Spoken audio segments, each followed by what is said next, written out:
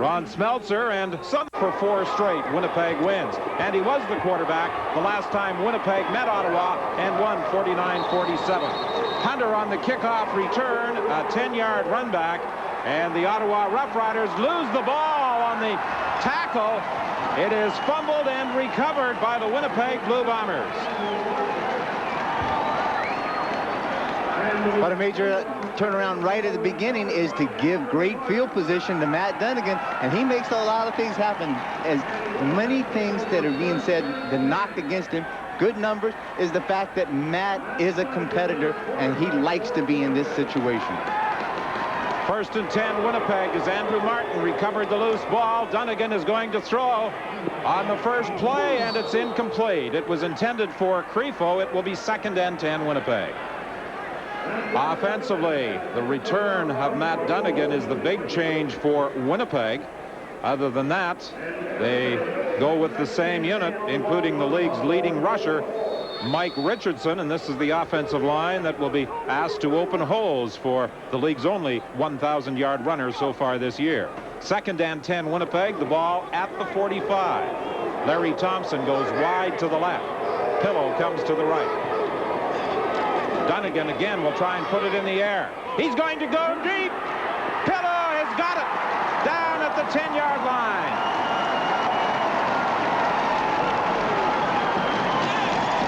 Frank Pillow, who was the hero in the Winnipeg Blue Bombers' late drive for victory a couple of weeks ago against Toronto, makes a key reception down at the 10. Big key by that offensive line up front. They just stand up there, make a big wall. Nobody comes near Matt Dunnigan. And when you give him time to throw the ball, to build his confidence, he makes big things like that happen. Frank Pillow made a good reception. Winnipeg from just inside the 10. It will be 1st and goal. Dunnigan tosses to Richardson. Wally throws a block, but Kropke came over to close it off. A pickup of just a couple of yards. The Ottawa Rough Riders defensively line up this way, but don't be surprised if during the course of the game you see them go with a 4-man defensive line with just 3 linebackers. Brian Bonner would likely be the man to come out. In the secondary, Les Brown is looking to lead the league in interceptions for a 3rd consecutive year. The all-time interception king in the CFL has 11 so far this season. 2nd and goal. Dunnigan fakes inside. Dunnigan looking into the end zone. He won't get a chance to throw. Now he's going to get the opportunity. Thompson is open. Touchdown. Richardson, excuse me.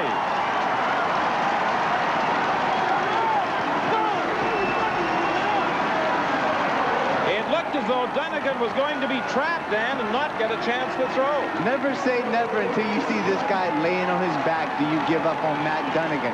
He's out there, he scrambled around, did a tremendous, kept his feet, kept his composure. And what's good about the receiving corps is that they kept working downfield. Matt's looking hard to the outside. He's got good speed. The receivers are now starting to give up and find an open area, and there it is right there. Richardson kept working, was able to get away from the linebacker, and was able to come up with a great catch. Troy Westwood adds the point after, and with 12:51. Because of a variety of hurts, Matt Dunnigan has not played since the 2nd of October when the Blue Bombers were hammered 45-25 by the Eskimos in Edmonton. In his absence, Danny McManus directed the team to 4 straight wins, but Dunnigan has looked sharp to start this showdown against the Ottawa Rough Riders. The kickoff bounces out of bounds before Tremel Taylor gets an opportunity to play it. Troy Westwood this year has an opportunity to become Winnipeg's first 200-point scorer in one season. The record held by Trevor Kennard, 198 points. Winnipeg number 74. That was in 1986. Getting that 5-yard penalty, now kicking into this very strong wind, will enable Ottawa to start with some extremely good field position. Well, the Riders looked as though they were going to start with excellent field position on the previous kickoff, but the ball was fumbled by Hunter, recovered by Martin, and Winnipeg very quickly struck for a touchdown. In just 4 plays, the Bombers moved 44 yards for the major score. Richardson on the receiving end of a Dunnigan throw. Tremel Taylor takes the return, works his way up the middle to the 45-yard line where he's down by Smith. A 52-yard kickoff, a 17-yard return. Tom Burgess, the ex-Winnipeg Blue Bomber quarterback, leads Ottawa onto the field. Great numbers coming into this game, and Tom Burgess is an excellent reader. He's going to have to be today because that Winnipeg defense is going to get after him, get in his face, but what he does, he reads those blitzes very quickly, and he's got a good quick release. Hamilton now leading Toronto 41-14. One of two other games today in the CFL. Barnes the ball carrier, and Barnes will pick up about 3 yards. For each of the last 2 years, Barnes has run for better than 1,000 yards. He's been sharing some of the running load with Darren Joseph. Chris Armstrong is a new addition in the slot back position. This is the second game for Armstrong. Robert Smith is the Eastern nominee for Outstanding Lineman honors. He is a key member of Ottawa's offensive line. 2nd and 6. Burgess under pressure. He's caught and hauled down. Paul Randolph coming from the outside, caught up with Burgess. Paul Randolph coming in all by himself. Obviously, what that Winnipeg defense does is try to give you enough different looks up front to screw up the blocking scheme, and you get exactly what they wanted in the sense that you've got a free rusher coming in, and Burgess just does not have the speed to get away from Randolph. So Paul Randolph with a key defensive play early for the Winnipeg Blue Bombers, forcing the Ottawa Rough Riders into punt formation. At least we think they'll punt, because they have led the league in gambling out of punt formation. This time Terry Baker does kick it away, taken by Smith, and Smith is surrounded and downed at the 36-yard line with 11:26 remaining in the opening quarter. Scott? Okay, Don, at the outset today, we said the Bombers feel like winter adds to their home field advantage. They've had 3 solid days of practice in this. The snow and cold temperatures came early last week. These conditions awaited the Bombers when they returned to practice on Wednesday. Danny McManus spent a lot of time standing around. He knew he would not be starting today, and when you're not taking reps, I guess staying warm becomes your primary concern. That's the Bomber practice field. Obviously, they've not been able to use that for the past few days, but Danny McManus had the balaclava on during practice. He's a lot warmer on the sidelines. Today it's pretty mild down here, Don. Scott, Matt Dunnigan attempted to hand off. It almost looked as though there was a foul up or a mix-up of some sort on the play. Well, I think really at that time he's just coming out. They got 2 good backs in the backfield, and they're trying to run an option play coming down, fake the inside handoff. Matt Dunnigan keeping and trying to pitch off the corner guy on the outside. A surprising call, you know, with Matt having a history of injuries, of actually wanting to run the ball down the line and scrimmage and taking a good solid hit. Something a little different for Matt Dunnigan today. All the plays are being called for Dunnigan from the sideline. He throws deep for Alpha, and penalty flag. Drawhorn and Brown were both defending against Alphen. It appeared as though Drawhorn interfered with the Winnipeg slot back. Forward pass interference. Ottawa number 7. First down. Well, when we take a look at this, the ball's up in the air. Both players actually have the title to the ball. Drawhorn actually runs by, and I thought I saw Alphen kind of grab him and give him a little push. I was almost expecting offensive pass interference in that case. If not, when you get 2 very equally based teams as this, it's going to come down to who makes the most mental mistakes and penalties. In that case, Ottawa is guilty. A 33-yard gain as the result of the penalty. Movement at the line of scrimmage. Librant Robinson was into the Winnipeg backfield. Penalty flags all over the place. Winnipeg leading by a score of 7-0. The last time they met on Thanksgiving afternoon at Lansdowne Park, it was 49-47 Winnipeg. Winnipeg in that game led 42-18 at halftime, and the Rough Riders staged a major second-half comeback. It's a procedure call against Winnipeg. Jake Ireland is the referee in charge of this afternoon's game. If there's any question... Procedure. Winnipeg number 66. Still first down.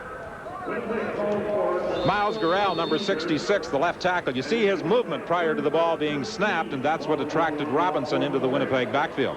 Miles will tell you he just got a quick burst off that ball a lot faster than everybody else, was just slower. That wasn't illegal procedure on his part. 9:58 remaining in the opening quarter. Winnipeg 1st and 15 to Richardson. He can't hang on. He was being covered by Ken Haley, and I think we'll see Ottawa use a 6 defensive back package a fair bit this afternoon. Richardson is the Eastern nominee for Rookie of the Year honors in the CFL, and in the 10 games he has played, what a performance he has had. He has averaged just over 107 yards per game. He is the only 1,000-yard runner this year in the CFL. Reggie Barnes, with a big day today, could also go over 1,000 yards. Pressure coming from the outside. Dunnigan is throwing deep. Incomplete. It was intended for Pillow, and it was well over his head. Michael Allen was back to knock it down. He came close to pulling it in for an interception. What Dave Ritchie, the defensive coordinator for the Ottawa Roughriders, wants to do is obviously put a lot of pressure on Matt Dunnigan. Let's test him. Let's test his heart. Let's test his body. Let's see how strong he's going to be. And let's get up in his face, make him forced to throw. As he did that, threw the ball up for grabs to the safety. Dunnigan, when he faced Ottawa, the only other time this year, back in July, was sacked 7 times by the Rough Riders. Bob Cameron stands at his own 50. He got the kick away just in time. Penalty flags on the play as 3 Bombers were inside that 5-yard area as the punt bounced back towards the line of scrimmage with 9:13. They win this game. 1st and 10 from the 36. Burgess gets away from the initial pressure, now being forced by Greg Battle. He throws along the sidelines, incomplete. There was also a penalty flag on the play. James Ellingson was the intended receiver. Defensively, Vaughn Booker has returned to the Winnipeg lineup after missing the last game, and Lorenza Baker comes in at a linebacking position, replacing Alfred Payton. The Bombers defensively are as healthy as they have been all year. Illegal contact on an eligible receiver. Winnipeg number 10. 1st down. Rod Hill is penalized for the illegal contact, taking the ball to the 41-yard line. He and Stefan Jones had quite a battle on Thanksgiving afternoon at Lansdowne Park. Really one-on-one war that's going to go out there. Rod Hill gets challenged, obviously, on the corner every time he gets out there. That time just got called for the penalty, grabbing some claw.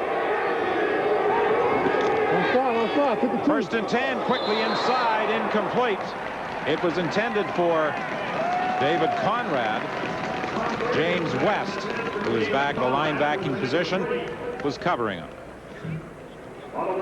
Coach Bowman had an interesting comment yesterday in talking about James West.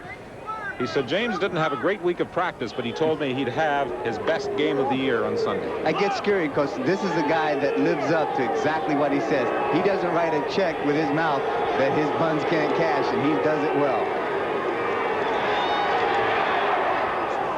Armstrong makes the catch. This will be close to a 1st down. He's tackled by Darrell Sampson, but it looks as though his forward progress was good enough for a 1st down, but let's see where they spot it. Armstrong, who started the year with the Edmonton Eskimos, was cut loose after dropping 3 passes against Hamilton, and he was picked up by Ron Smeltzer off the Saskatchewan Roughrider practice roster.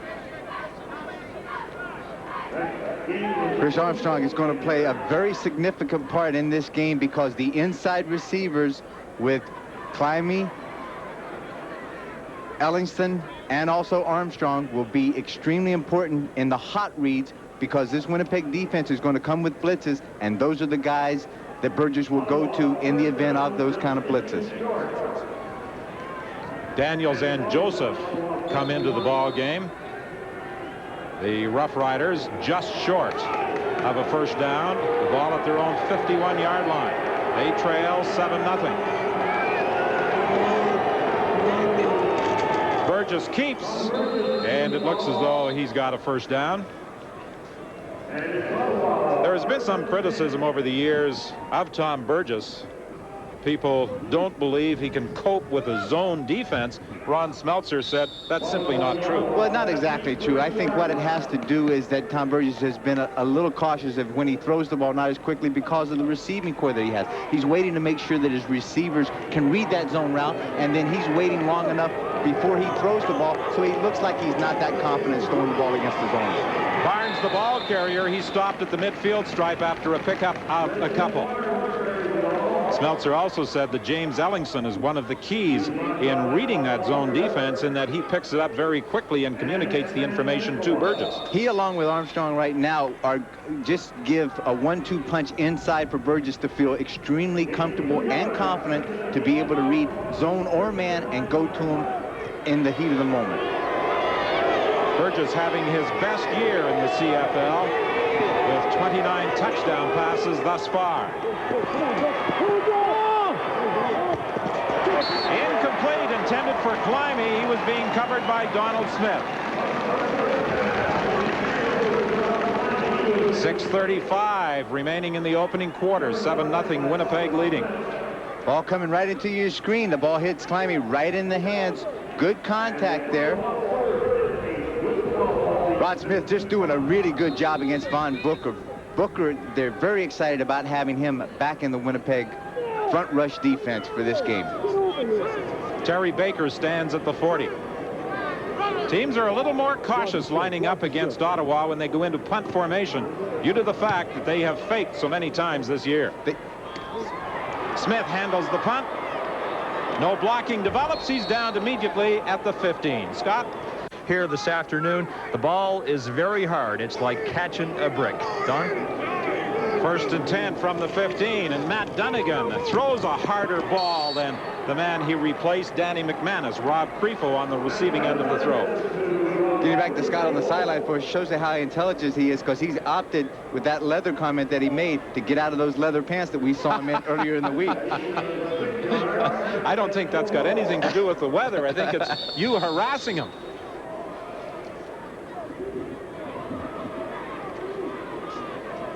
Coach Mike Kelly calling the plays for quarterback Matt Dunnigan, and I think this might be a first in Dunnigan's pro career. Dunnigan looked as though he was going to throw inside, buys some time.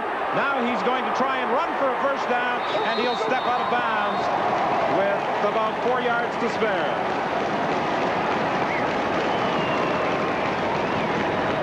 There you see the signal. Whatever that means, Kelly calling the play for Matt Dunnigan. I think it's a good situation for Matt, because all of a sudden, if there's any question that Matt, all he has to do is go out there and execute the play. He doesn't have to put a lot of thought process in it. And again, now he just does what Matt Dunnigan does best, and that is uses his athletic ability, scramble, and make something happen out of nothing, as he did with that big first down. 1st and 10 from the 28. Ottawa showing blitz. Dunnigan stands in there, and he throws over the middle, incomplete, intended for Crefo. He had collided with Daniel Hunter and went down shy of the 40-yard line.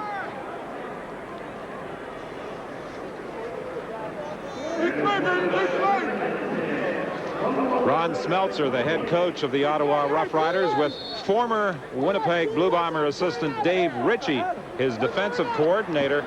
And as Smeltzer said, we are a gambling type of defense, almost a mirror image of Winnipeg. Absolutely. Dave Ritchie was in Winnipeg in 1990 and 91, so when he left, this is the leftover that they are running his schemes with some improvisions.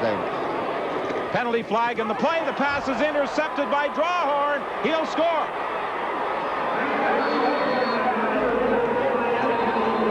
There was a penalty flag at the line of scrimmage. The pass was intended for Alphen, and apparently the penalty call is against Ottawa.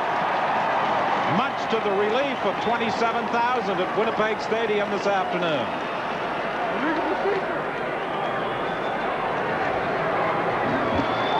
Offside. Ottawa number 43. Gord Weber was offside, negating an apparent touchdown by Drawhorn on the interception. Snipe does a great job of creating some heat, getting up in Matt's face, right up in the middle of the pocket, forces him to throw the ball behind. Drawhorn makes a good break on the ball. They're just called with an offside penalty. So it's 2nd and 5, Winnipeg. The ball is at the 34-yard line. Handoff to Richardson, penalty flag in the play, and Richardson will pick up about 4 yards. But again, there is a piece of red nylon on the artificial turf here at Winnipeg Stadium, and we'll await the decision. Procedure this time, says referee Jake Ireland, against Winnipeg. Michael Richardson has just been incredible for the Winnipeg attack here. In the last 4 games that they have won, he's rushed for over 500 yards for an average of about 126 yards per game in receiving and rushing. And he's had, out of the 10 games he played, Procedure. he's had... Winnipeg, no end, decline, third down. Comes back, he's had 5 100 rushing yards, 500 games, I should say. 2 of those games have been over 190 yards. In his debut on August 27th, Richardson ran for 197 yards against Hamilton. On September 27th against Calgary, he had a 193-yard rushing game. A really slashing kind of back. He makes you miss, he sets you up, and he's got good, quick feet, but he also does have the power if he lowers the shoulder to try to run over you. Bob Cameron stands at his own 23 for this third down punt. Trailer and draw, Horner back. It's blocked by Foudy. The ball is loose, and it's recovered by Ottawa. Kensley Palmer pounces on the ball at the 27-yard line, and that's where Ottawa will take over. For Sean Foudy, credited with the blocked punt, giving Ottawa great field position. Does a good move right here as he's against Andrew Martin on the line of scrimmage. Martin ducks his head down, as you see, and Foudy does just an arm over, comes real inside, and does a good thing of getting out in front of Bob Cameron's leg at the point of, once the ball leaves his foot, makes a good block. 1st and 10. Burgess looking to the end zone for Climbing. Incomplete. Thomas, from his safety position, who came over to help in the coverage, may have got his hand up to deflect it away from Climbing. Bobby Evans was back defending against Climbing, and Thomas came over from his safety spot to help. It almost never fails that after you have a big turnover on either way, that the quarterback comes out, the next play they want to go to the end zone, make something really big happen, as in this case. Andrew Thomas was able to get over there and get a hand right up in the face and deflect the ball slightly. 2nd and 10, pressure from the backside, the throw by Burgess incomplete, and Burgess paid the price as he was flattened by James West just as he threw.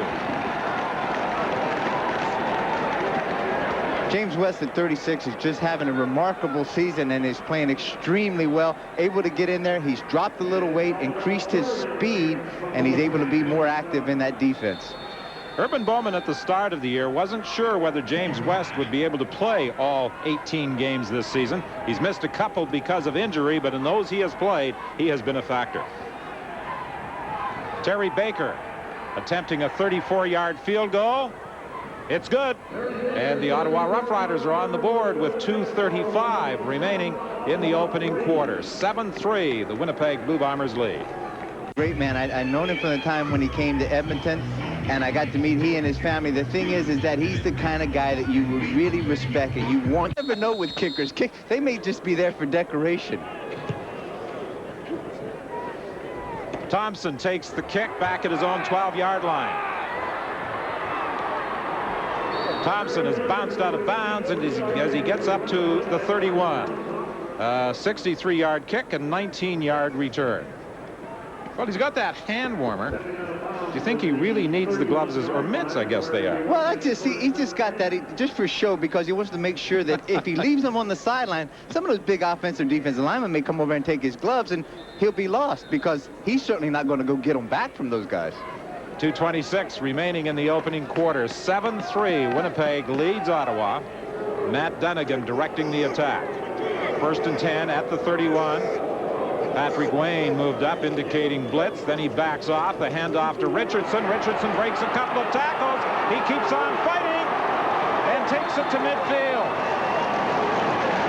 Patrick Wayne finally caught up with him, but Richardson bounced off a couple of tackles. And as you said earlier, Dan, As he runs for 25, he makes people miss. But initial handoff right there, that looks like it's a nothing play. You're running right into the strength of the Ottawa defense, which is speed and pursuit. He looks like there's nothing there. Chris Walby working extremely hard, Black working extremely hard, and there he is. He shows the strength. He breaks tackles. You can't hit him up top like that. He's got big, strong, powerful legs. You've got to hit him a little lower, take his balance away from him. In his first 5 games, one of the problems Richardson had was a tendency to fumble. He put it on the ground 7 times. Penalty flags on the play. It looked as though Librand Robinson had lined up offside.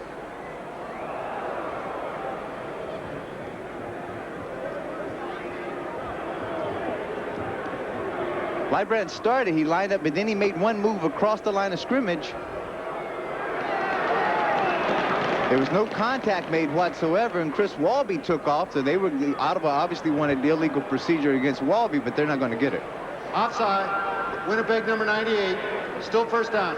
Well, it was number 98, Jake, but it was Ottawa's 98, not Winnipeg 98. 41-15 in the third quarter. Hamilton leading Toronto, and Calgary leads Saskatchewan 6-3 in the first quarter. Saskatchewan must win that game if they hope to finish second in the West and host the Western semifinal.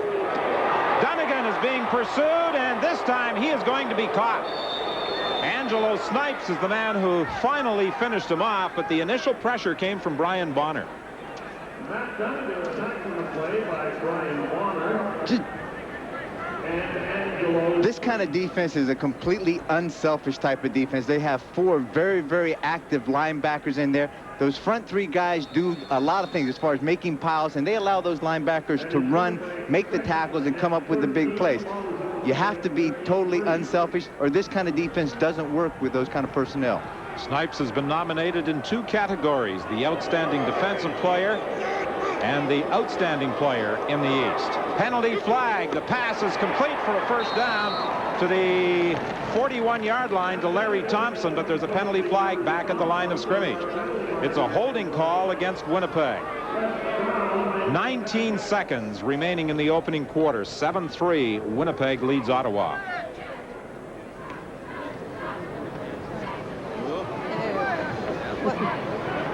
Holding. Winnipeg number 64. Repeat second. The penalty call against Bob Molly, the holding call. But you think that little one is more interested in what might happen at halftime, a hot dog or a drink or something, than the actual outcome of this football game? I think, yeah, it looks like, what is this? Double trouble. A 2-for-1 package here that you get. Hand off inside to Warren Hudson. Big hole. Hudson's got a first down. Second and 23, and on the final play of the opening quarter, Hudson produces a first down. Yeah, a little warmer natured team, and when you come out here, these are guys that are used to it. Their bodies are acclimated to it, and the advantage in this kind is much needed. Penalty flags as Richardson gets the ball, and then he's downed on a good tackle by Sean Foodie, who came up from his safety position. But it could be another offside call against Ottawa. That's the initial indication. Winnipeg with 96 yards, 57 rushing, 47 passing. They have scored the only touchdown, taking advantage of a turnover early. Offside. Ottawa number 98. Repeat first down. Librand Robinson seems to have some problems, not only in jumping early, but in lining up. I think it has a lot to do with Matt Dunnigan and his experience out there with his cadence up there, because he really goes up there. He has a deep voice when he stands up to the ball, and he exaggerates his call quite often, and he gets those players coming offside. Intended for Hudson, incomplete. Dunnigan was in the grasp of Greg Stuman as he attempted to dump it off to his fullback. It will be 2nd and 5, Winnipeg. 4:30 remaining in the third quarter. Hamilton leading Toronto 41-15. And it's now 13-3, Calgary leading Saskatchewan. Big game there. Calgary's lost a couple of games. They certainly want to get back into that winning mode going into the playoff stretch. 2nd and 5. Dunnigan is being pressured. incomplete. It was over the head of Chris Walby, and I think initially the big offensive tackle was going to reach up and try and pull it in, and then realized that he was obviously an ineligible receiver. There was no penalty flag. My question is, where's the flag on that one? I mean, there's no way that you can't say, like, You can't miss Chris Walby. I mistaken Chris Walby as a potential receiver. In this case, the whole Ottawa sideline came off onto the field, obviously wanting to show their frustration on not getting a call there. Troy Westwood will attempt a 45-yard field goal. Bob Cameron will hold. The kick is good. So the Winnipeg Blue Bombers regain their 7-point advantage with 13:46 remaining in the second. Done everything the football team had hoped he would as far as the kicking game goes. Ottawa will scrimmage 1st and 10 from the 35-yard line. Burgess tosses to Darren Joseph. Darren Joseph tries to cut back inside, and it was James West who came up to make the initial hit. Joseph and Reggie Barnes have alternated at the running back position for the Ottawa Rough Riders this year. And Coach Ron Smeltzer says that Joseph is going to be an outstanding player in the CFL in years to come. A man who is on the downside of his career is James West, but it has been a brilliant CFL career as well.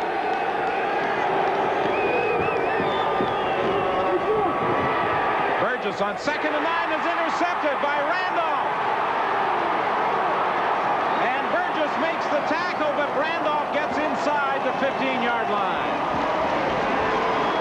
So the Winnipeg Blue Bombers take over deep in Ottawa territory with 12:50 remaining in the half. Winnipeg linebacker Paul Randolph is credited with his first interception of the year, but it could not have been more timely as he brings it back 27 yards, giving Winnipeg a first down at the Ottawa 15. Burgess never saw Randolph coming at all. He was out on the left side of his screen and all of a sudden was able to make a good break on the ball, picked it up, turned the balls over, and this is the thing where Matt Dunnigan is so very, very deadly. He gives inside to Richardson. He bounces off a couple of tackles close to a first down. Brian Bonner prevented him from scoring as he caught him by a leg at the 5. This offensive line of Winnipeg is so extremely proud and so excited about the fact that they know that every time this guy touches the ball, he can make something happen. So their intensity of their firing off and blocking pattern is just really picked up through the course of this season. 2nd and 1 Winnipeg from the Ottawa 6-yard line. Dunnigan keeps. He should have the first down. He's inside the 5.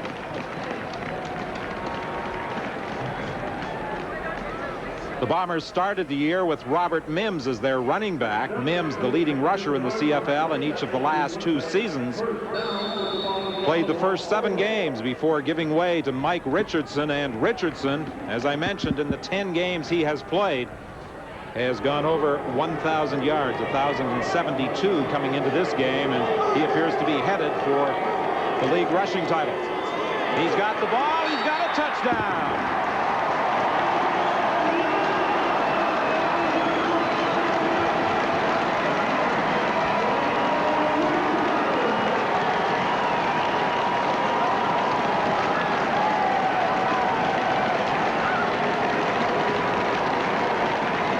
Inside trap handoff with the big follow of Hudson and Chris Walby. What an escort service going into the end zone.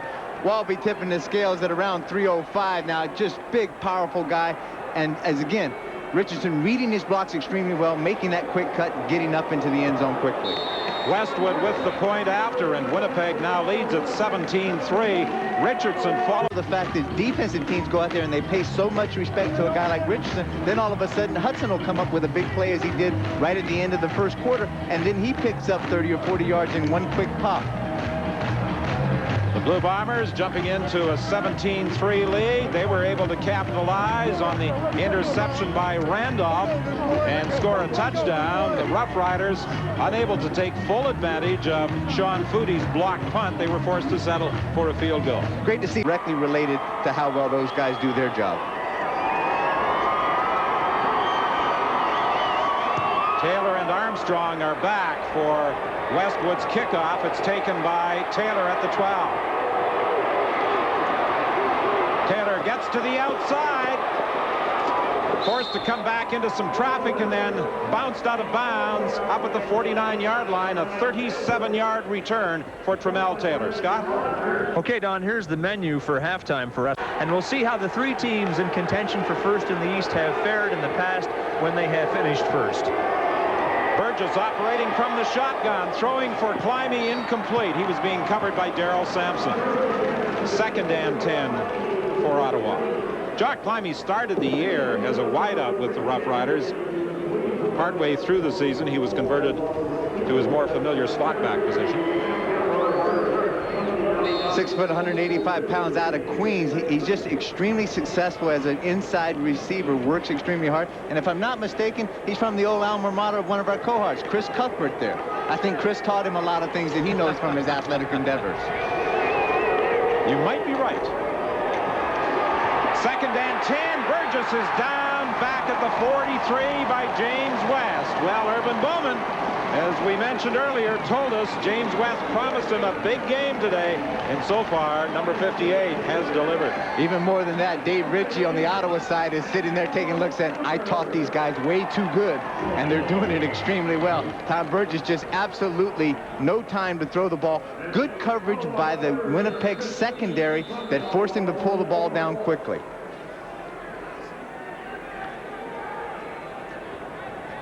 Terry Baker stands back at his 30-yard line, the first time this afternoon that he will be punting into that south wind.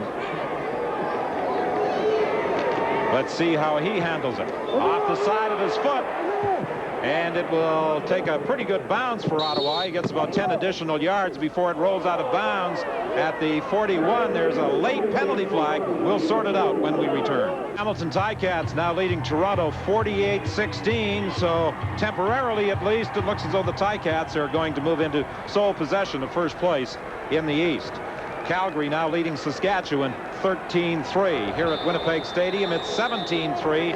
The Blue Bombers leading Ottawa. There's a rough play penalty against Winnipeg on the Ottawa punt, a 26-yarder. Patrick Wayne in pursuit of Dunnigan. The pass is incomplete, intended for Frank Pillow. But Dunnigan a couple of times this afternoon has been running for his life. Well, he's running, and the fact is that defensive people are chasing him. Now, that creates two things. One, it buys some time for Matt Dunnigan. But two, over the course of a game in 60 hard minutes that you've got to chase him around like that, it's going to take its toll on the endurance of this Ottawa defense. They're going to get tired by the fourth quarter. 2nd and 10 Winnipeg. The Bombers are at their own 26-yard line. 9:57 remaining in the first half. Winnipeg leads at 17-3.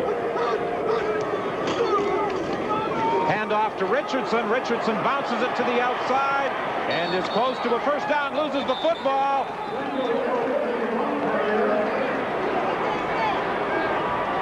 But they rule that he was down.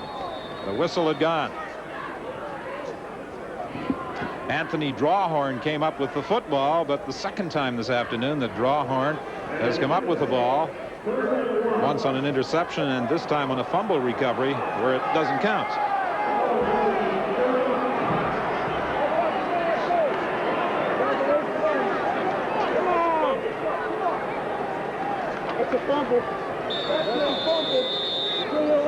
Bob Cameron stands at his own 20 for this third down punt. Seems to be some confusion for the Rough Riders as they try and line up. They've already blocked one punt this afternoon. Now everybody appears set. Here comes Les Brown. He's got it. Sean Footy will recover this one. He can't pick it up. The ball is still loose. And finally it goes out of bounds. It looked as though it may have been kicked out of bounds. But that's the second block punt this afternoon for Ottawa. Scott?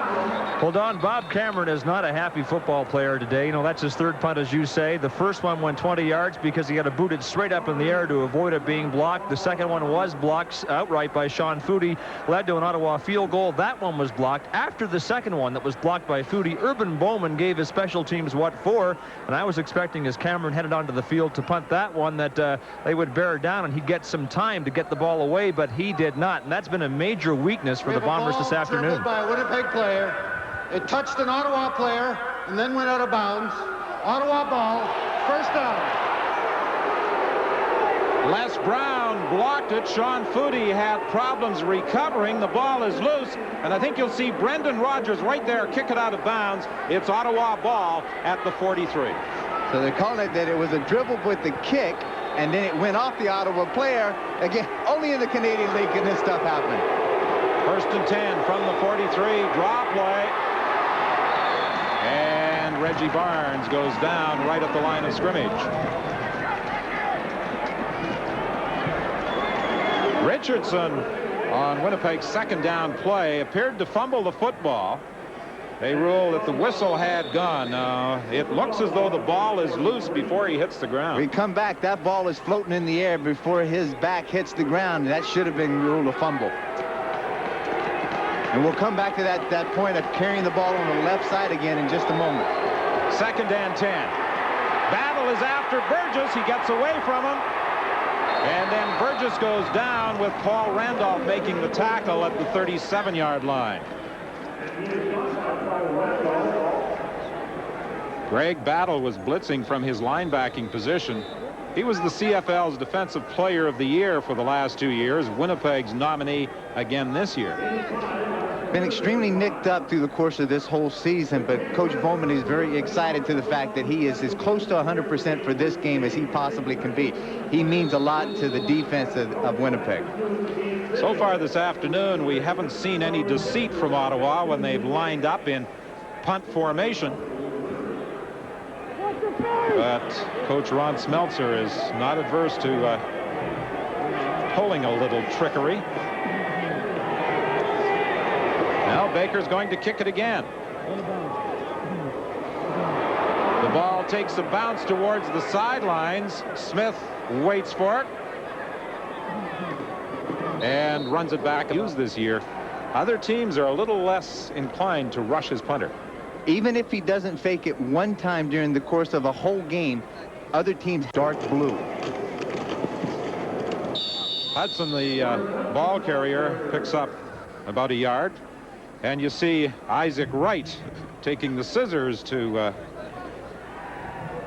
the sweater that Thompson wears under his regular jersey. Matt Dunnigan also has white sleeves. I guess with a quarterback, it doesn't really matter.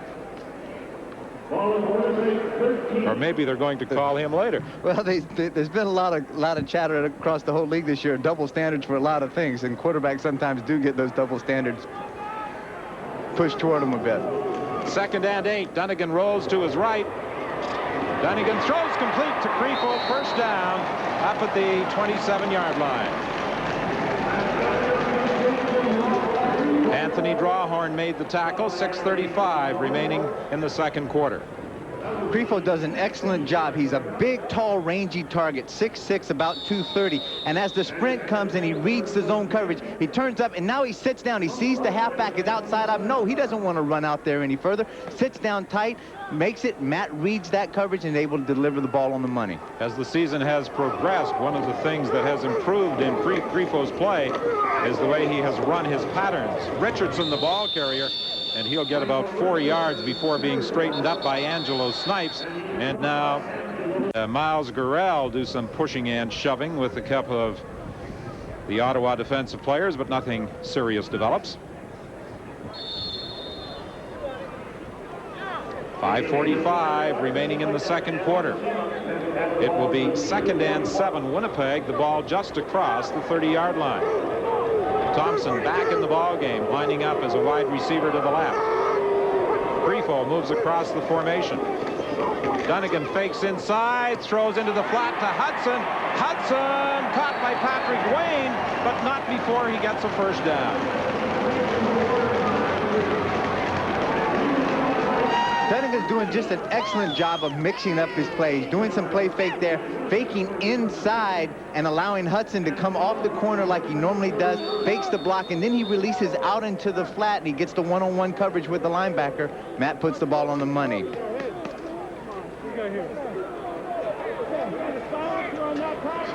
Big Creepo at 6'6". He gets down low. He knows that he's not strong enough to be able to take on a guy like Robinson up top in the chest in the strength area. Richardson, the ball carrier. He continues to battle, but the whistle goes as he stopped at the line of scrimmage. One of the problems Richardson has had this year, and the Bombers have attempted to correct, when he runs to his left, he has a tendency to carry the ball lower, and that's one of the reasons he has fumbled. Most of his fumbles have been running to his left. We saw that earlier in this week. The replay that we saw was actually a fumble, and he was running to the left. He's carrying the ball in his left arm, which is probably his non-dominant arm. It's his weaker arm of the two. When he's right-handed, he's carrying it stronger, and he's carrying it firmer than he would carry it in his left arm. That may be one of the reasons. 2nd and 9, Winnipeg. Penalty flag. Snipes is after Dunnigan, and the quarterback goes down. There was a penalty flag at the line of scrimmage. Ken Haley was coming from the other side. Angelo Snipes will get credited with a quarterback sack. He leads the league. And a procedure call against Winnipeg will be declined by Ottawa. Procedure. Winnipeg number 81. Decline. 3rd down. They take the play instead. Snipes with now 20 quarterback sacks. Rodney Harding of Toronto was a distant second with 12 coming into the final Sunday of play in the regular season. Snipes is having an excellent year. Again, this goes back to Dave Ritchie's defense, where other guys are doing their responsibility, and one guy is a designated sacker. In this case, Snipes has been getting a lot of sacks. Well, this is a different formation. Pierce throws it to Bob Cameron, and Cameron punts, and there are onside players, but the ball is caught in the dead run by Anthony Drawhorn. Well, we have seen a little razzle-dazzle from Winnipeg, both in returning punts and in kicking them. A little different formation for Winnipeg punter Bob Cameron. 2 of his punts have been blocked this afternoon. They may have simply been trying to buy him some time. Actually, 2 things. Either they're going to buy him time, or they were trying to do a trick play to get somebody on sides, or the other thing is that they're just not really confident up there with what the front scheme can do as far as blocking the Ottawa rush. Ottawa 1st and 10 from the Winnipeg 41-yard line. Burgess throws back to Barnes, and Barnes gets to the 35-yard line, fumbles the football. Winnipeg's got it. Bobby Evans comes up with the football. Burgess faked inside to Barnes, rolled to his right, threw it back to Barnes, but as he was tackled, he lost the ball, and Bobby Evans comes up with it for Winnipeg. Trying to get everything going one way, getting that speed of that Winnipeg defense to slide, go to the right-hand side as he fakes it inside, then throws the screen back to the other side. But what he does do, he throws it right into the teeth of this Winnipeg defense. There's speed and there's pursuit, and Bobby Evans does a great job of pursuing that, causing the fumble. Evans says, I'll do it all. I'll make the tackle and recover the loose ball, which he did. 1st and 10, Winnipeg from the 36. Snipes is blocked. Dunnigan has some time. Tried to dump it off for Richardson. It's incomplete. 2:50 is the time remaining in the first half at Winnipeg Stadium. The Bombers lead 17 at 2nd and 10 from the Winnipeg 36 first, regardless of what happens at Skydome in Toronto in the game between Hamilton and the Argos, with the Ticats in control of that one. Even though the 2 teams would wind up in a tie, Winnipeg would get the advantage because of games between the 2 this year. Hudson, the ball carrier, and loses the football. But again, a quick whistle as far as the Ottawa Rough Riders are concerned. The play had been blowing dead up at the 46-yard line. We can't hear the whistle up here, but that whistle had to go before he even came close to hitting the ground. It's 2nd and long, and they go inside to Hudson. It's questionable. The knee was down. The ball was on its way out. As he comes down, well, it looked as though the ball came loose before he hit the ground, but they have ruled that his knee had touched the ground and the play had been blown dead before the ball came loose. Ottawa, the Bombers are gambling on 3rd down. The measurement revealed they are just short of a 1st down. Dunnigan keeps. Several Ottawa defenders came up over the 2:14 is the time remaining in the half. Winnipeg 1st and 10. The Bombers are at their own 47. Matt Dunnigan, who has played only once in the past 7 weeks, getting help in calling plays this afternoon from assistant coach Mike Kelly.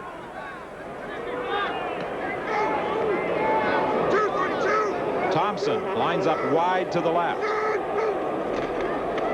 Handoff inside to Richardson, and Richardson is stopped at the 49-yard line. Librant Robinson hauled him down. Richardson.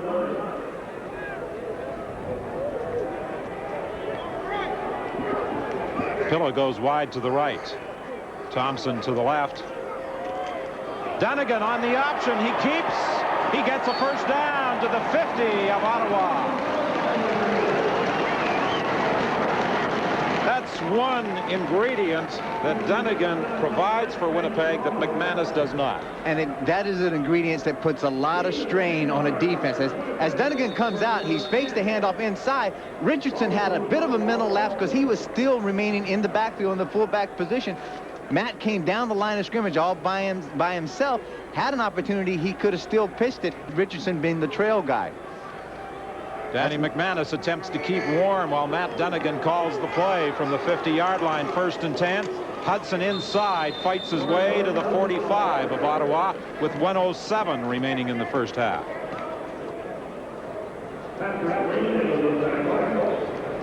Hard grinding physical game. Just tee it up right in front. Who's going to whip who's a better man in front, and it really does take its toll on you defensively and offensively through the course of 60 minutes.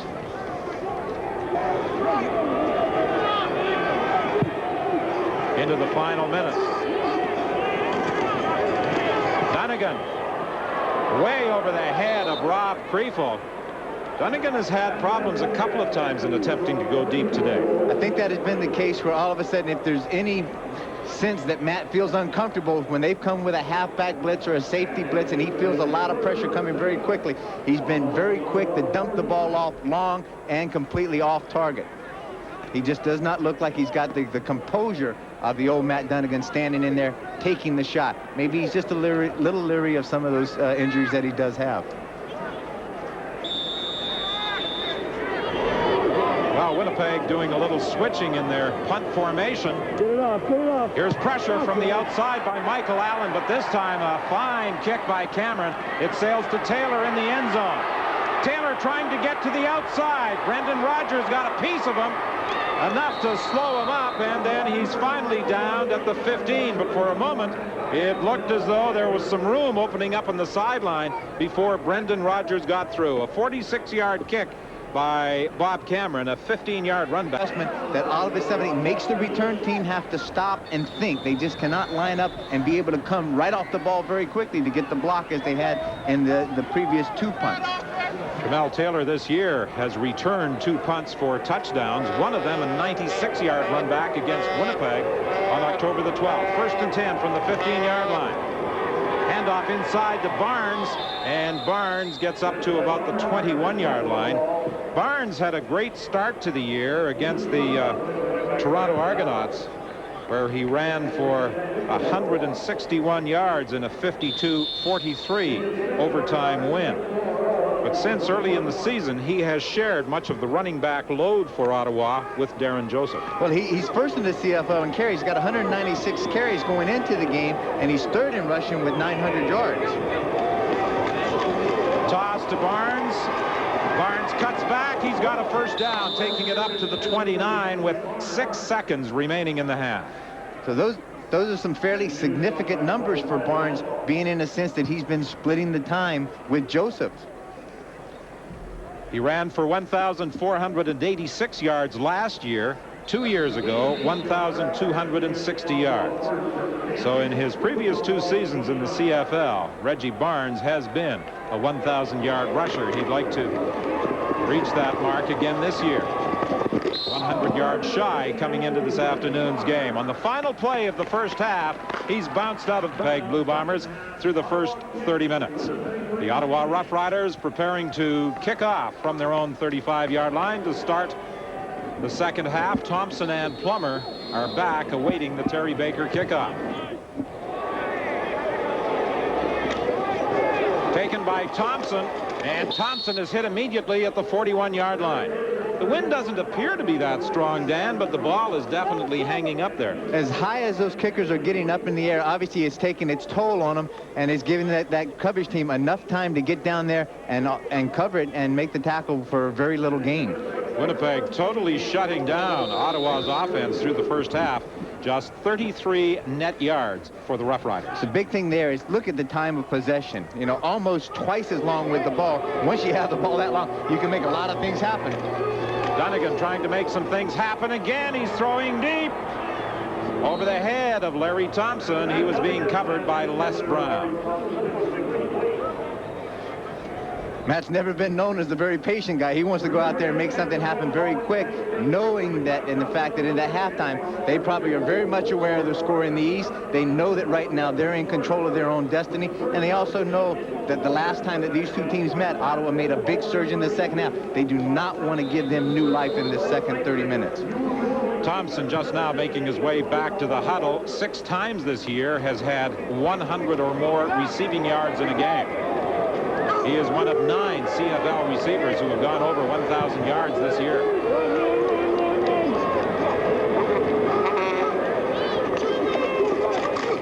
Dunnigan throws to Richardson, and Richardson will be stopped short of the first down by Angelo Snipes.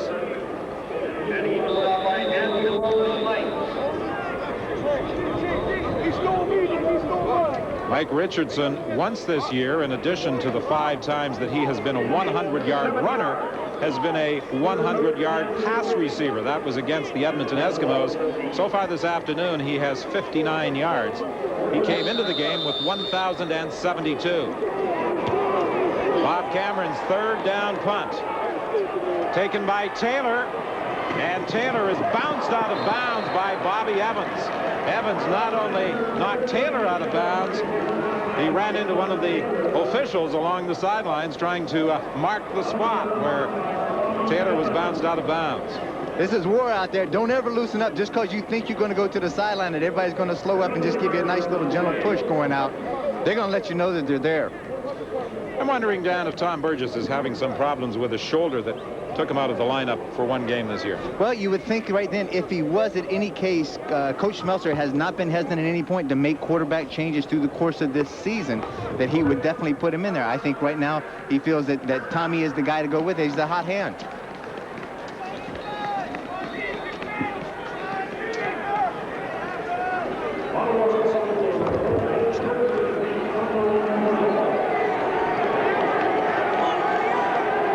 Call against the Ottawa Rough Riders, and another penalty call, a holding call against the Rough Riders on the punt return. Darren Joseph, the ball carrier, and he is stopped as he got up to the 15-yard line. Illegal procedure against Ottawa in that time, moves them back even further in the hole. This has been a real comedy of mental errors out there and penalties that have given Ottawa Ottawa number 56. Repeat first. Really tough field position through the course of this game. Mike Lammy charged with the illegal procedure, taking the ball back to the 7-yard line. It's 1st and 15. A situation that the Winnipeg defense loves to have you in. Backed up in their own end zone, that they can come out and get you. Great over-the-shoulder catch by Tremel Taylor. Rod Hill thought he had great position on Taylor, but Taylor somehow managed to pull it in for a first down. Really no thought to it. He looked like he had excellent coverage right there. This is just a picture-perfect pitch and catch. Good concentration, able to get the foot inbounds. Good reception by Taylor. 1st and 10. The Rough Riders at their own 25-yard line. Handoff to Daniels. He's caught from behind. The ball comes loose. Lorenzo Baker made the tackle, but the whistle had gone. Armstrong recovered regardless for Ottawa, but the whistle had gone when Baker hauled down Daniels. I'm not so sure. Those whistles are going out there so quickly that you never know. Those refs just may want to be blowing those whistles because the warm air comes up and it keeps them warm on the field a little bit, or that just creates a little activity for them. I don't think there was much doubt that time, though. The ground cannot make you fumble, and it appeared as though the ball bounced away from Daniels as he hit the turf. From the shotgun formation, Burgess throws to Stephan Jones, and he's got a first down at the 40. Good catch by Stephan Jones. He had to go low to take that one just off the turf.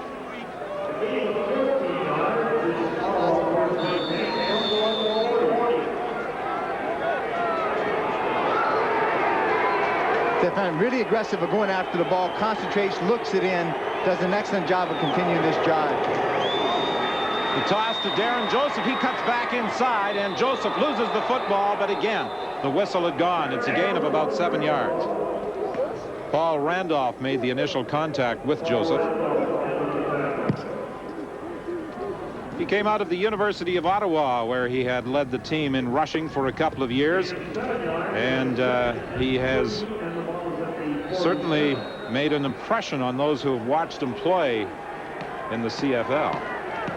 They really create a good 1-2 punch in that in the backfield of Ottawa, that you got two fresh running backs all the time in there against a very tired defense.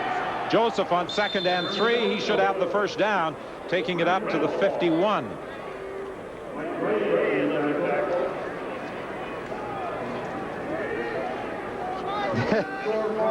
There's a kicker sitting with all his friends right there. They are definitely, without a doubt, from the day that I met Dave Cutler or any of these other kickers that I've come in contact with, they are a breed apart. Take a look at the eyes there. He doesn't want anybody to see him smile. No, I'm serious about this. Don't smile. Don't crack that smile. Winnipeg kicker Troy Westwood trying to stay warm, hoping that the defense can hold the Ottawa Rough Riders as they scrimmage 1st and 10. Sideline pattern for Armstrong, way over his head, incomplete. There's a penalty flag in the play. Vaughn Booker puts Tom Burgess down. It may be a late hit on Tom Burgess, and a roughing the passer call against Winnipeg. That's exactly the call we're going to get, Don. Major foul, roughing the passer, Winnipeg number 99, first down. Vaughn Booker, initially recruited for Winnipeg by Dave Ritchie. Ironically, shortly after getting Booker to agree to come to Winnipeg, Ritchie went to Ottawa as an assistant coach.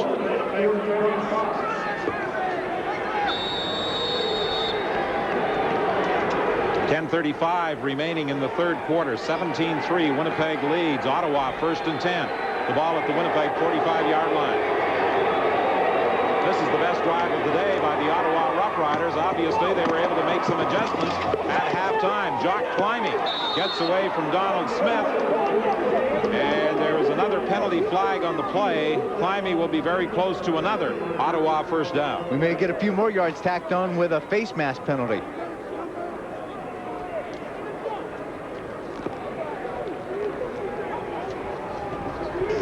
Major foul, face mask, Winnipeg number 36, first down. Paul Randolph is called for the face mask violation, and that puts the Rough Riders down at the Winnipeg 20.5. 15 penalties thus far today, 9 of them against Winnipeg. A couple of costly penalties on this Ottawa drive.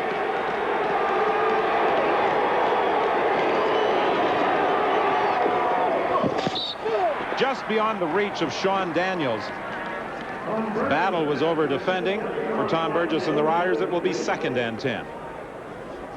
We talked about the shoulder problem that Burgess had earlier this year.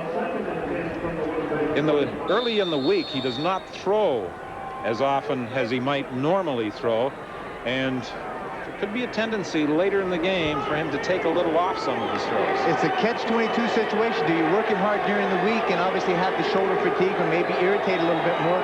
But when he doesn't have any endurance like that, it does take its toll on his passing ability late in the game. Evans was blitzing from his halfback position, and I'm sure that Burgess could feel his breath on the back of his neck as he fired to the sidelines, incomplete.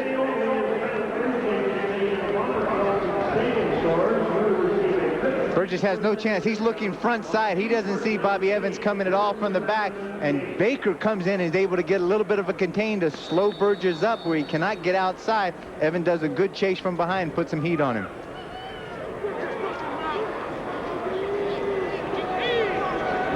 Terry Baker will attempt a field goal of 27 yards with 9:24 remaining in the third quarter. The kick is up. It is good. And the Ottawa Rough Riders have cut Winnipeg's lead to 11. With a lens like that, you can be a long way away from the action. 1st and 10 Winnipeg from the 35-yard line.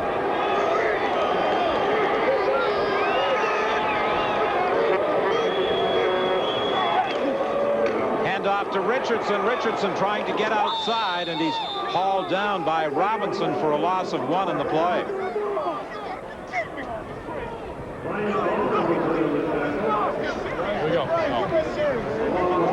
Dave Ritchie, the defensive coordinator, signaling in plays for Ottawa. He spent 2 years as Winnipeg's defensive coordinator, and he implemented the same type of scheme when moving to the Rough Riders. Excellent. It's a very linebacker-oriented type defense where they run and tackle, and those big guys up front make piles. Dunnigan's in trouble. Gets away from Kropke. Kropke gets another shot and forces him back. And down goes Matt Dunnigan at the 30-yard line. Good shot of Dave Ritchie on the sideline. Good job. Good disciplined job as far as you allow him. You put the chase on him. You got somebody to get the contain to force him that he can't get outside any further. And then you got the pursuit coming from inside. Good coverage downfield that allowed Matt Dunnigan not to be able to throw that ball and allowed those guys to make the sacks. 8:16 remaining in the third quarter. Cameron gets away. Another good kick. Taken by Drawhorn at the 35. He goes down immediately, and there's also a penalty flag on the play. That was a 44-yard kick by Bob Cameron with 8:05 remaining. Only 30 have first place in the East. It would improve their record to 11-7. And a win by Hamilton would mean that Ottawa could not finish in first place, but Hamilton could be deprived of a first place finish if the Winnipeg Blue Bombers, leading 17-6, win this one. Handoff to Joseph. Battle makes the tackle. Danny McManus begins to warm up on the sidelines for the Winnipeg Blue Bombers. Urban Bowman indicated he would not be reluctant to make a quarterbacking change, not because of any mistakes that Matt Dunnigan might make, but problems that Dunnigan might have in running the Winnipeg offense. He's got to be really happy that Matt's made it through the course of this game so far without injury, so why press it a little bit? If Danny can come in relief, help out, then you got 2 healthy quarterbacks for next week. Burgess throwing deep down the sidelines for Stephan Jones. What a fine catch he makes, and takes it out of bounds for a key first down at the Winnipeg 45-yard line. Well, the majority of fans at Winnipeg Stadium this afternoon, 27,000 of them, are cheering for the home side, but obviously there is some support for the Ottawa Rough Riders.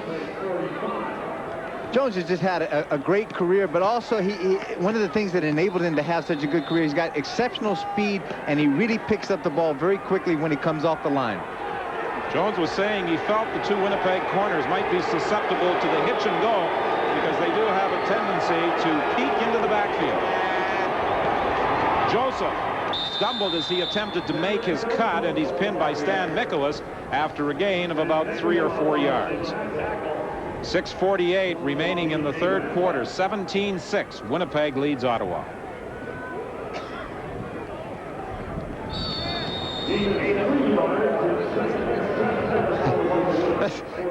That's an awfully impressive sight right there. It's like an eclipse had just come in across the thing. That's a big man right there. I used to have to play against him. I didn't have a great deal of success, but that's a huge man. He's got a lot of strength, but more than that, he's got a lot of knowledge about the game. Intended for Climby, incomplete. He was being covered by Rod Hill, and Burgess was simply throwing that one away in desperation.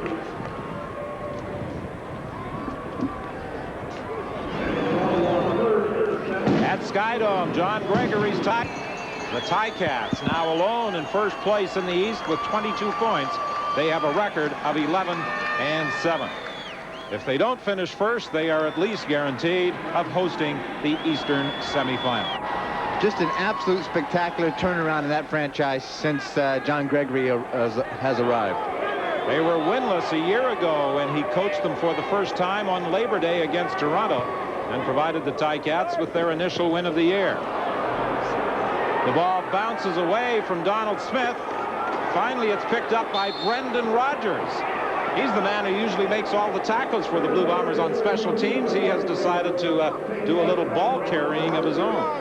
Brendan, being the short guy in the punt return situation, the ball was kicked up in the air. The wind held it up, and then when it hit, it bounced back in.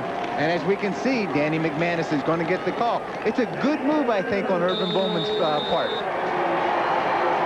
So Danny McManus, who directed the team to 4 consecutive victories and enabled them to be in a position to challenge for first place in the division, takes over from Matt Dunnigan. Very popular call in the stadium. Intended for Crefo, his first pass falls incomplete. Irvin Bowman was the man under the gun early this week. There was a lot of debate, phone-in programs, almost split 50-50 as to whether it should be McManus or Dunnigan.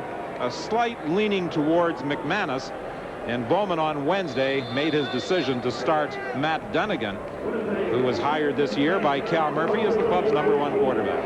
Had a quick look at Mike Kelly, the offensive coordinator. Again, he is also relaying the signals into Danny McManus. 2nd and 10.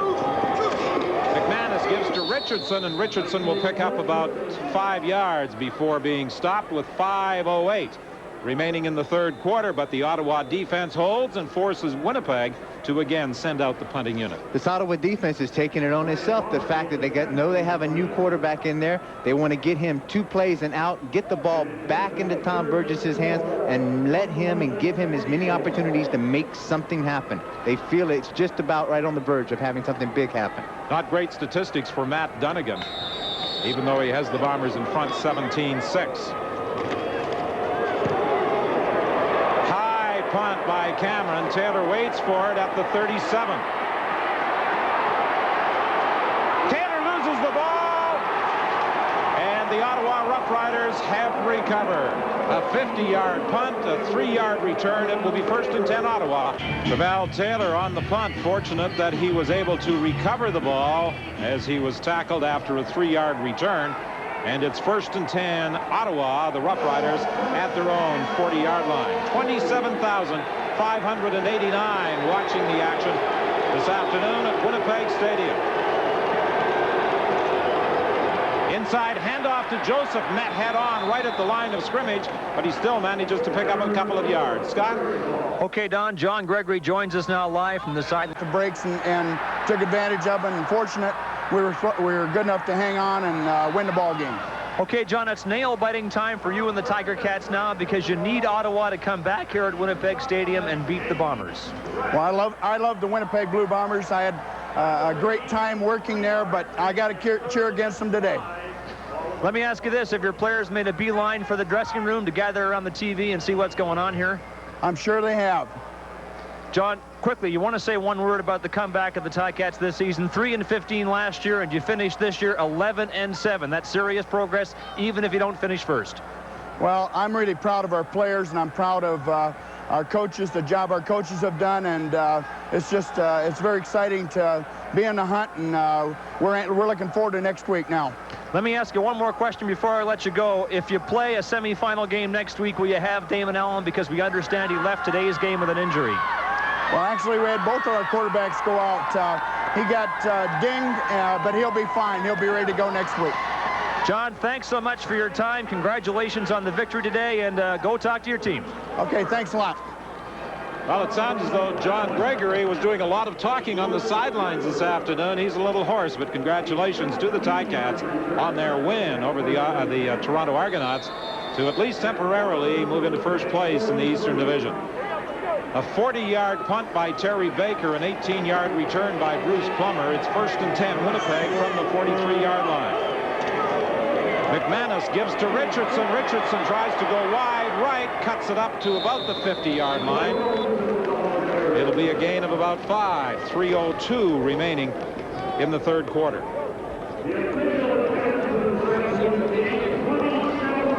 Very contented right now to try to rush that ball, take it out wide, try to run up and use up as much of this clock as they possibly can. Richardson with 5 100-yard-plus running games this year. 3 times the rookie has been named Offensive Star of the Week in the CFL. He gets the ball again. He's got a first down, but there's a penalty flag. Richardson lugs the ball to the Ottawa 42, but there was a penalty call back at the line of scrimmage. I think we're going to bring it back for holding.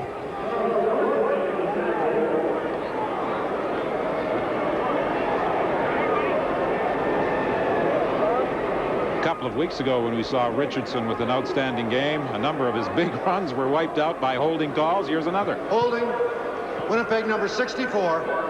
Repeat second up. The second time today that Bob Molly has been penalized for holding.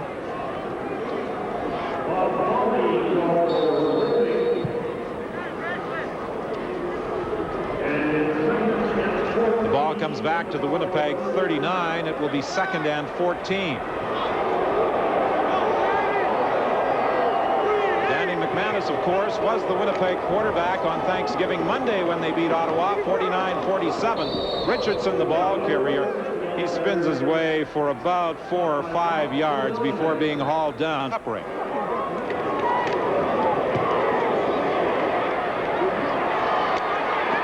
Taylor tries to go back up the middle, host the Western semifinal next Sunday. Sorts of movement at the line of scrimmage. Stan Nicholas was the first man through. He obviously thought he saw some movement along the line of scrimmage. They like to think that. I think we're just going to get an offside call against Stan. Offside, Winnipeg number 62. Still first down. He really didn't try to state a case. Now, you knew right there. Once she makes that move, those defensive linemen, they make that move, they get across, they start pointing fingers. You did it. Watch that move. Call him. And then, but he just kind of ran across, turned around, walked back. Okay, let's march it off 5, tee it up again. Joseph takes the toss. And Joseph gets a first down to the 49-yard line where he's hauled down by Greg Battle. Angelo Snipes, the CFL sack leader, adding to his total today. He now has 20 on the year. 58 seconds remaining in the third quarter. It's 1st and 10 Ottawa. The Rough Riders are at their own 48-yard line.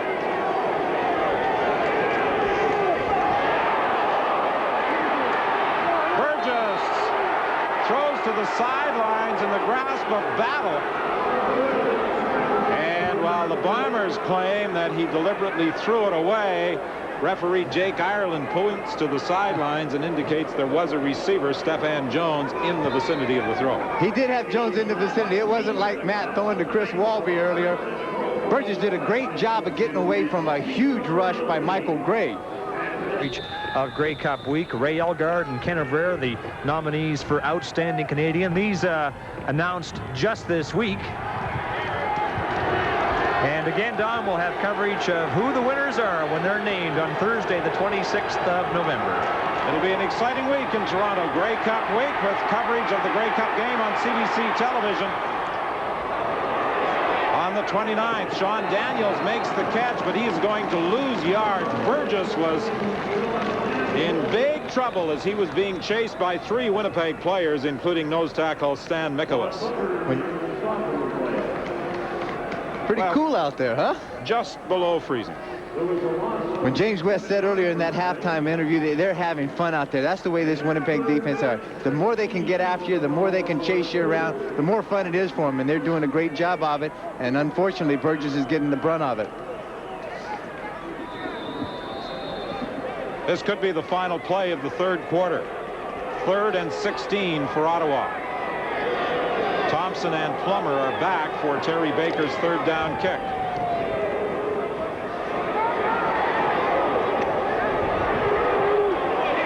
Grabbed by an Ottawa player, and I think Gord Weber felt that it bounced off the back of a Winnipeg player. Jason Jakovic makes the tackle. There was a penalty flag at the point where the ball was bouncing around before it was picked up by Weber. I'm sure he thought that it bounced off a Winnipeg player, but it's a no yards call. Number 43, first down. But if there's no yards involved, doesn't that mean that then a Winnipeg player would have to have touched it? And if a Winnipeg player had touched it, then you've got to be within the 5-yard limits. And if you're not within, then it couldn't be no yards if the ball is just rolling on the ground. Well, they're calling no yards because Weber picked it up.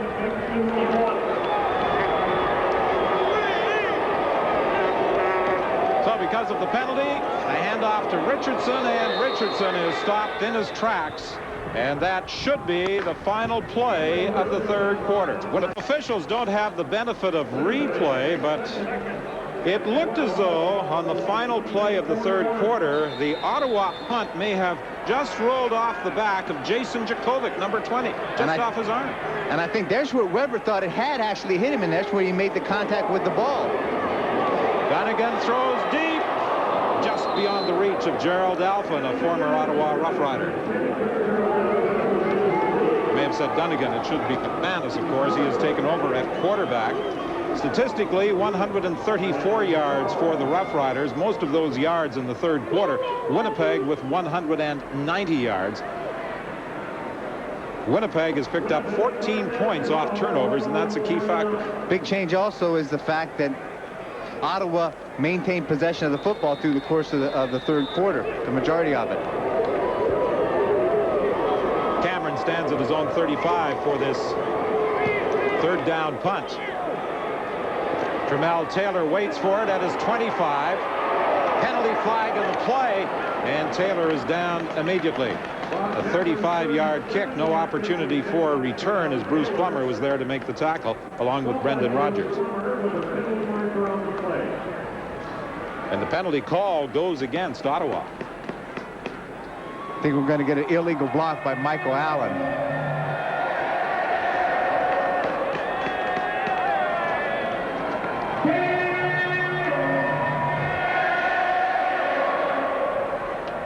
They're going to move the ball back to about the 14-yard line. It was on Ken Haley.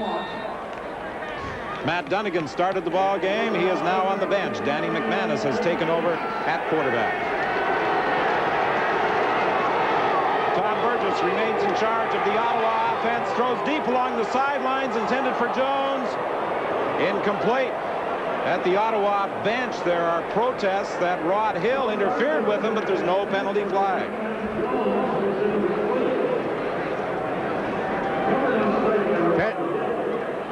Fairly questionable as Jones goes off. He's got Rod Hill beat just flat. He's just coming off just a straight streak down the field.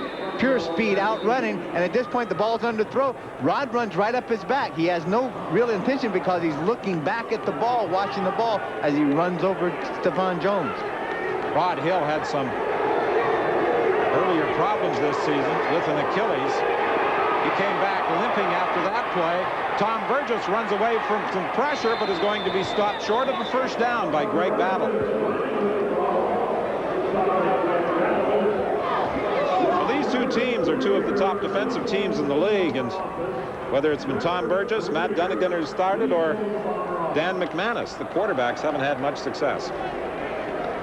Particularly a guy like Tom Burgess, this defense knows that they want to get after him. That 1st and 10 situation where he's going to be in a drop back position. Then they get him in a 2nd and long situation. They can drop back, play a really good deep zone because they're not worried about him scrambling to run the ball. If he does run the ball, then it's the fact that his speed is not an asset to him. These linebackers are faster than him as a quarterback. This is a big third down gamble for the Ottawa Rough Riders. And it appears as though Burgess has it.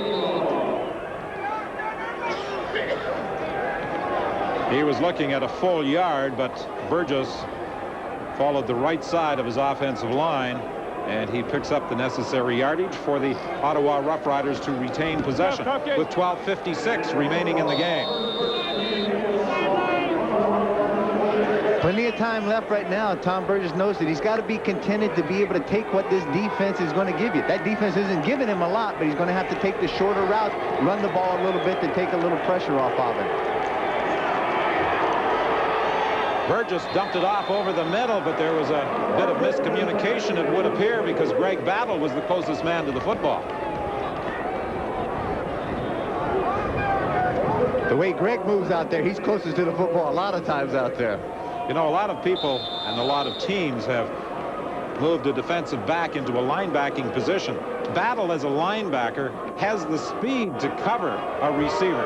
As a matter of fact, because of injuries a couple of years ago, he played safety for a good portion of one game. Booker was going after Burgess, but he was able to complete the pass to Stephan Jones for a first down.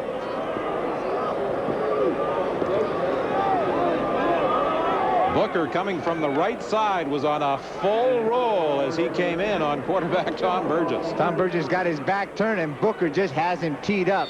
To his credit, he stands right up there and takes the hit. Booker's not expecting Burgess to get up after that shot. 11:46 remaining. 1st and 10 Ottawa. The ball is at the 39. Hand off to Barnes. He stopped right at the line of scrimmage.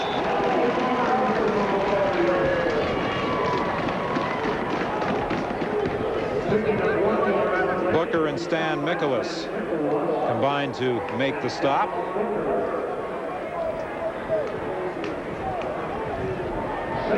Booker, one of 2 rookies the Winnipeg Blue Bombers feel will be a big part of the future.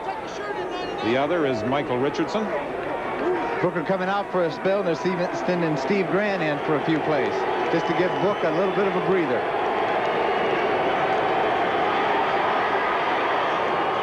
Burgess was looking for Climby, incomplete. He was being covered by Smith.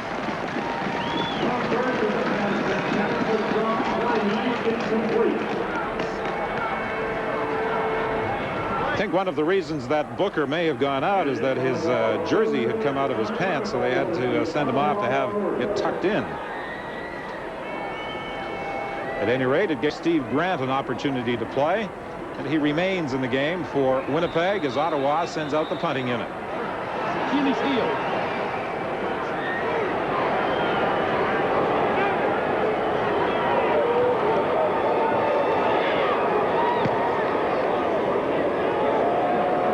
Plummer waits for the ball at the 25. He's brought down at the 37.5 earlier this afternoon, and in the 3rd quarter, Calgary leads Saskatchewan 34-17. McManus completes the pass to Alphen for a gain of about 6. Daniel Hunter made the tackle.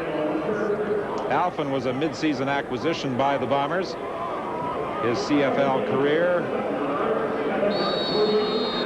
started in Ottawa.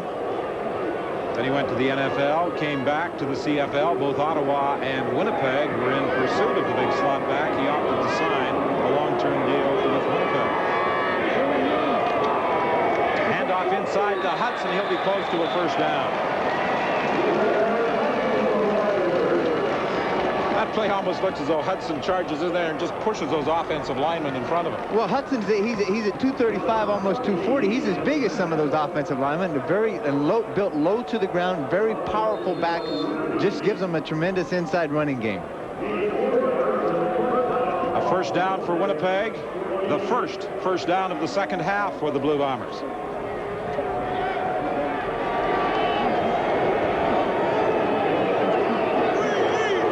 And 10 Winnipeg. The Bombers are at their own 48. McManus for Creefo. He's got a first down at the 47. Hunter made the tackle. 9:08 the time remaining.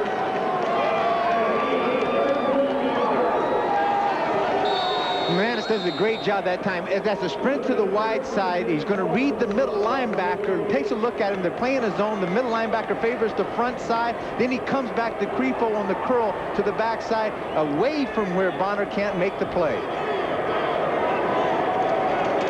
1st and 10. Richardson loses the ball. He was was fortunate that he got it back as he was hit by Librand Robinson almost as soon as he took the handoff from McManus. Librand was in there so quick that Richardson was lucky he even got to touch the ball first. That could have been a handoff to Robinson. Good hand, stripped the ball. The ball just got a lucky bounce right up into the hands again of Richardson. Robinson has played a strong game for the Ottawa Rough Riders. He was under a lot of pressure early in the year. A lot of fans felt that Dexter Manley should have been playing the defensive end position for Ottawa. Pillow makes the catch for a first down inside the 35.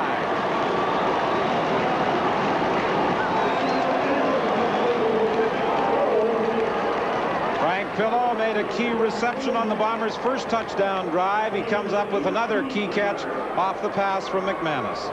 Big compliment to the offensive line and Richardson, because those throwbacks, when they sprint one way, turn around, throw back to the other side to Frank Pillow here, they take a lot of time, so you have to block extremely well, and that's exactly what that Winnipeg team is doing right now. Thompson goes wide left, Pillow to the right, 1st and 10. Handoff to Richardson, and Richardson continues to fight down to about the 27. 7:16 remaining. Well, if the Bombers do go on and win this game, Urban Bowman might be faced with another decision about his quarterback. Well, I think I wouldn't think so. I'd have to go out on a limb, take the odds, and that Dunnigan will be the starter quarterback next week if they play. Now that's just a crapshoot, but I mean, I don't like the gamble. 2nd and 4 as Richardson was able to pick up 6. Toss to Richardson. Good play from the outside by Greg Stuman. Richardson tried to cut back inside, but Stuman was not buying it. Angelo Snipes is very slow in getting to his feet.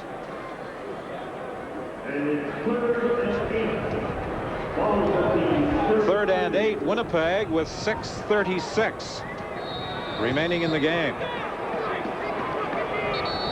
Now Angelo Snipes, who had been running off to the sidelines, goes down on a knee, beginning at 4:30 Eastern Time. Troy Westwood attempting to stay warm as the Bombers line up in field goal formation. As Angelo Snipes was assisted to the sidelines, he was running around trying to keep loose.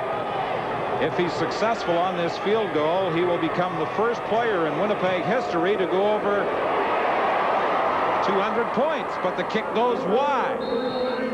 So Troy Westwood has stalled at 199 points on the season. The Bombers lead 18-6.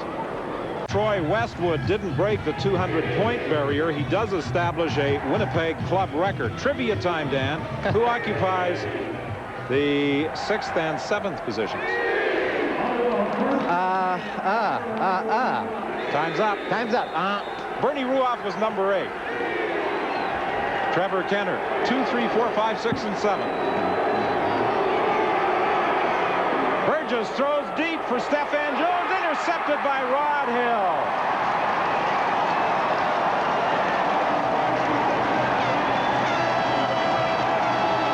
Don, a very big point to what you alluded to earlier in the game, that when he turned to throw that ball and throw it 40 yards down the field, there just wasn't enough oomph on it. That maybe the stamina in that arm and the course of this game was taking its toll, because Stephan Jones had enough step on Rod Hill to have him beaten, but the ball was underthrown. So I think it really lays claim to the statement that you made earlier in the game. So Rod Hill comes up with a big interception. Stephan Jones and Rod Hill over the year have had quite a battle. Jones, the wide receiver for Ottawa. Rod Hill, the very talkative cornerback for the Blue Bombers. Danny McManus now throws deep. Thompson takes it out of bounds at the Ottawa 36. Big turnover, turn around, make something big happen, and going the other way. Danny McManus did a great job of that with Thompson. Winnipeg has already scored 14 points as the result of turnover. When you get a team like Winnipeg playing right now, they're playing great offense, they're playing good, solid defense, they're turning the ball over defensively, and their specialty teams are contributing. Very, very rounded, very hard to beat. Thompson goes wide left, Pillow to the right. McManus gives the ball to Richardson. No room inside. There were 4 Ottawa defenders there to bring him down, including Patrick Wayne and Brian Bonner. 5:04 is the time remaining. 18-6. Winnipeg leads Ottawa. If Winnipeg wins, the Blue Bombers will host the Eastern Final in 2 weeks' time. Mike Kelly, the offensive coordinator, signaling plays in to Danny McManus, as he did earlier in the ball game to Matt Dunnigan. Winnipeg 2nd and 8. Handoff straight ahead to Hudson. Ball's loose. The ball came loose. No signal yet from the official. I believe the whistle had gone, but at any rate, Dave Van Conant recovers.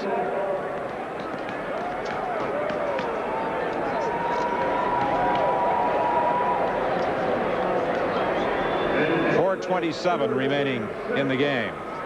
Troy Westwood gets another shot at breaking the 200-point barrier.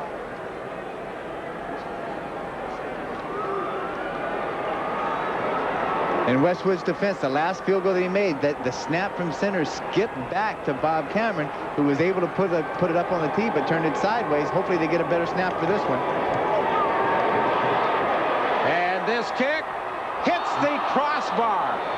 It hit the crossbar as it hung up in the wind. So Troy Westwood, with 2 opportunities to go over 200 points, has 1 field goal try go wide, and his most recent attempt bounce off the crossbar. It's a dead ball. Well, knowing you that you've been known to maybe make an odd bet every now and then, but kicking this ball into this win here at Winnipeg, what are the odds on it that it would hit the crossbar? Well, you see the reaction of Troy Westwood. He can't believe it. He thought he had enough leg to get it through there. So Ottawa will scrimmage 1st and 10 from the 25. The score holds 18-6. Winnipeg leading Ottawa.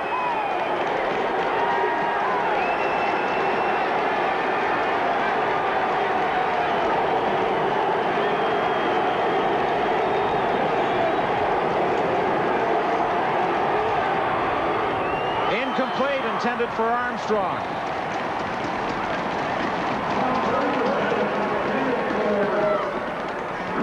Armstrong was being covered by Greg Battle in a September 25th loss to Hamilton. Armstrong was cut by Edmonton coach Ron Lancaster after dropping 3 passes. However, to the Ottawa offense, he does provide size and speed. Burgess operating now from the shotgun. 3:25 remaining. Burgess is going to throw deep for Jones. Intercepted by Smith.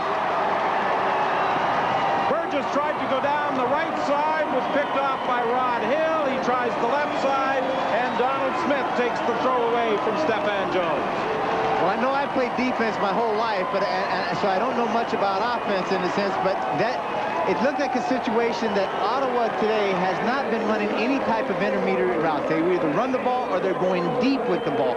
And particularly when they're not getting any success on the 1st and 10 situation, they're getting long, and when they end up doing, and they have to throw the ball 30 or 40 yards downfield rather than trying to pick up the 1st down. I just question some of the calls. Trailing by 12, and with 3:06 remaining, the clock now becomes the big enemy of the Ottawa Rough Riders. Pillow was the man that McManus was looking for. Pillow, in running his pattern, protesting that he was interfered with as he tried to go down the sidelines by Charles Gordon. But the Blue Bombers hold on to their 18-6 lead. The Eastern semifinal next Sunday will come your way from Ivor-Wynne Stadium in Hamilton, with the Ticats, winners this afternoon, over Toronto, hosting the Ottawa Rough Riders. And the Ottawa Rough Riders have dominated Hamilton this year in 3 regular season meetings. Danny McManus taking over mid-third quarter from starter Matt Dunnigan. He throws over the middle for Grifo. Incomplete. He was being covered by Hunter. Grifo got a hand in the ball, but Hunter was able to prevent him from squeezing it. For one split second, Grifo had about 2 steps on Hunter, but again, Hunter's got great speed, and when he broke on the ball, was able to catch up and put his hand up and deflect it down. Danny would like to have that back, probably get the release just a little quicker downfield for Grifo. Grifo could have still been running into the end zone. Taylor and Drawhorn are back for Bob Cameron's third down punt. The Ottawa Rough Riders twice this afternoon have blocked a Cameron punt attempt. The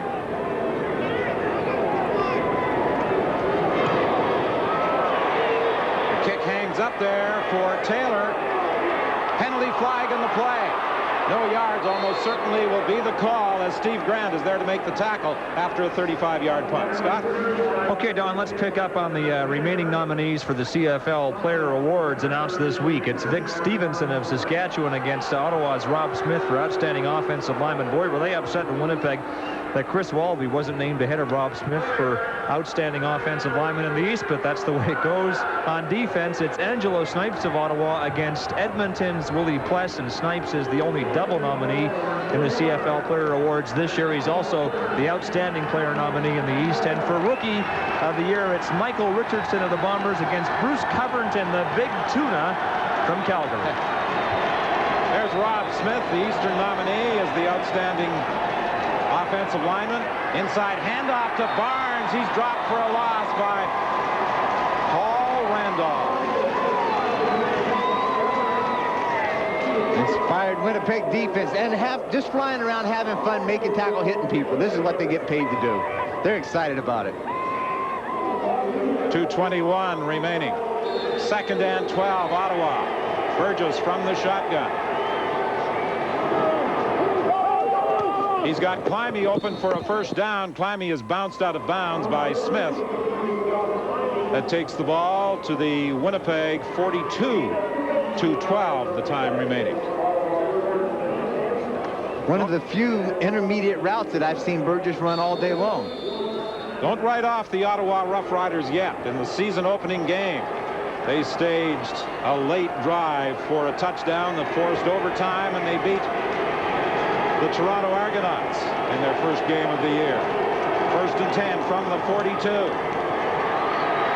Burgess looking to the sidelines, well over the head of James Ellingson. He was being covered by Sampson. Booker and Randolph were pressuring Burgess, and Burgess gets up limping slightly.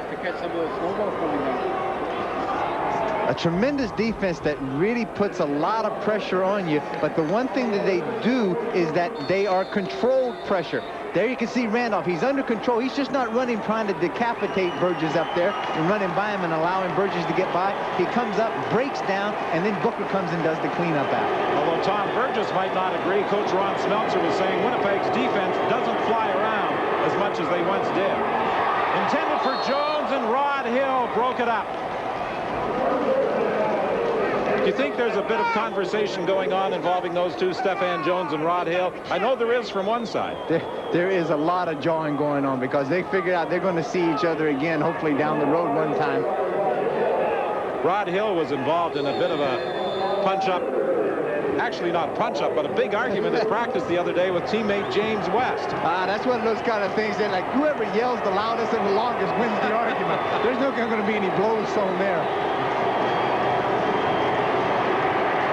Burgess steps up, throws to the sideline over the head of Jock Climby.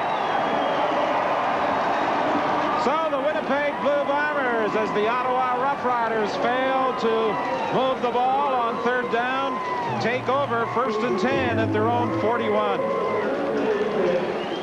Winnipeg's defense tremendously rose to the occasion today. They just went out there. They put so much pressure on Tom Burgess, the whole offense. They shut down the running attack. They took away the throwing. They just made Burgess throw under pressure all day long. He never had any success. Urban Bowman said, we probably don't pin our ears back defensively as much as we once did, but we can still get the job done.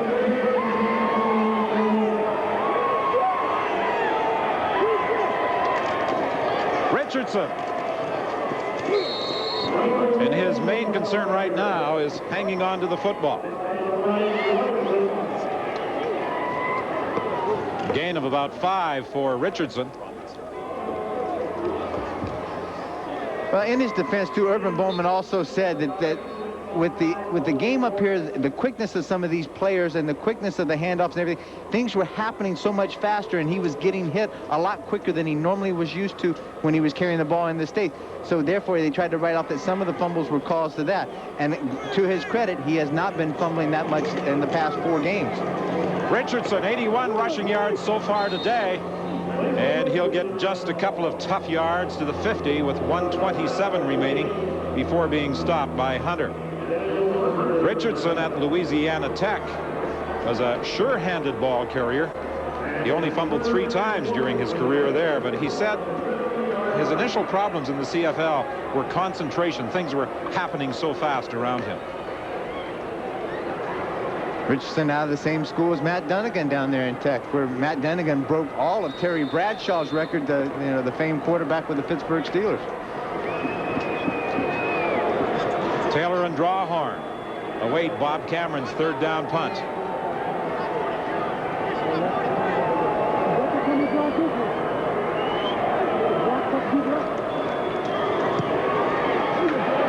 Fine punt. Taylor tries to go wide. Oh, was he nailed by Bobby Evans. 1-yard run back after a 43-yard kick, but there's a penalty flag up around the 35-yard line. Taylor tried to go wide. Evans went wide, and it was a head-on collision. Bobby Evans, his responsibility was contained. Get outside, force the return guy back inside Ivy, and when he did, he saw the cut being made up there, just leveled it. Major foul, unnecessary roughness, Winnipeg number 39, 1st down. Chris Sangaris is penalized for unnecessary roughness away from the play. He had one of those penalty calls earlier this year in a game in Edmonton that coach Urban Bowman was very unhappy with. We're into the final minute. 1st and 10. Ottawa from the 34. Burgess can't find a receiver, and he goes down after a pickup of just a couple of yards. Burgess is getting some heat, but a lot of credit has to go to the secondary. They must be doing a good job of covering. Well, that is the case. That was one of the knocks. We talked about Smith earlier as an offensive lineman. He said that Ottawa has given up a lot of sacks. But again, the sacks, there could be another breakdown in that offensive line, or also the coverage on the defense is so good, it forces the quarterback to pull it down. This pass is complete to James Ellingson, and there is also a penalty flag in the play with 38 seconds remaining.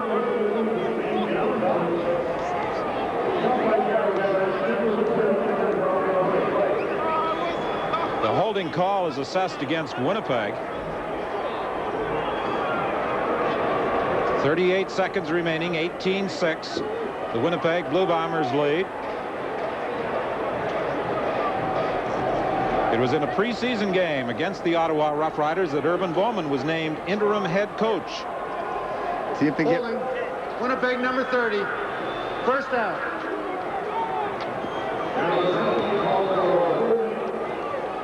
Matt Dunnigan started the game for Winnipeg. He gave way to Danny McManus in the 3rd quarter. And it looks as though both will now get a rest before they step on the field again in 2 weeks' time in the Eastern Final.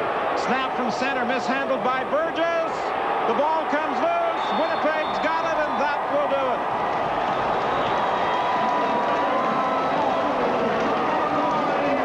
Vaughn Booker comes up with the football after the hit by Michael Gray. 32 seconds, the time remaining. The Winnipeg Blue Bombers, first place finishers in the East 2 years ago, destined to finish first again this year. Everything that could possibly go wrong has gone wrong today for the Ottawa Rough Riders. Well, the Ottawa Rough Riders have not finished first since 1978. They have not been second since 1983. And that string will continue because they will be forced to travel to Ivor-Wynne Stadium next Sunday for the Eastern semifinal. Ottawa has been guilty of 7 turnovers this afternoon, and Ron Smeltzer can look back at that statistic, and that pretty much tells the story of the ball game. That's very uncharacteristic of this ball club. They have been noted as a possession team, a ball control team, but they have really, as you say, created 7 turnovers today, which has obviously ended up in the defeat that they're suffering. All Ron Smeltzer can do now is hope that he'll get an opportunity to avenge this loss in 2 weeks' time. Well, you're coming back here in a couple of weeks. You got to figure it's going to be just like Grey Cup last year.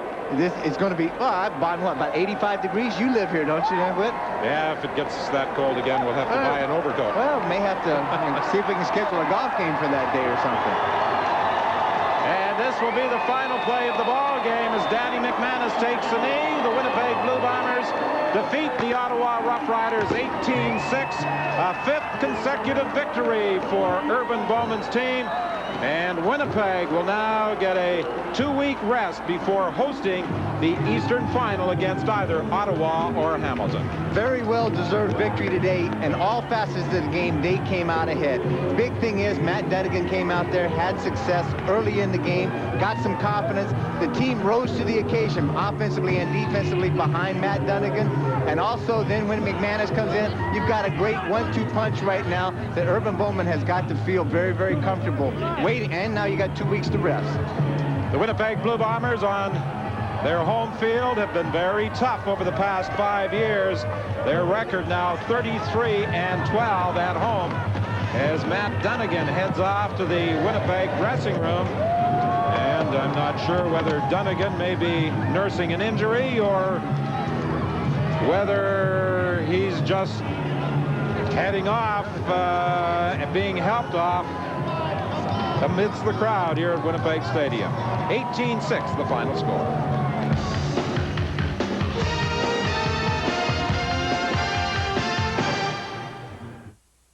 .93 Escort and Tracer are toppling the competition with the most comprehensive buyer protection coverage ever. With 5 years of premium care protection, 3 years of roadside assistance, and a full 30-day money-back guarantee for your complete set.